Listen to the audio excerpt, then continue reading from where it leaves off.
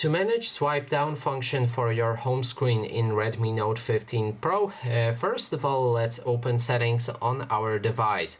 Next step is to enter the home screen right here, and then we can find the swipe down on the home screen to either open a app finder or notification shade and control center.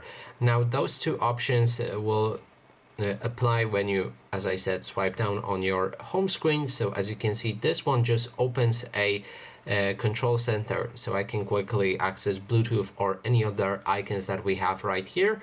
Or if we go for a app finder, it will open basically a search that allows you to find any apps that you want to open. So let's change to that quickly, and now as you can see, it opens that.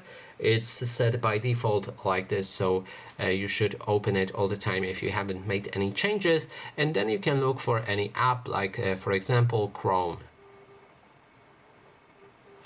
And that is basically everything. Thanks so much for watching, and if you like this video, please consider subscribing.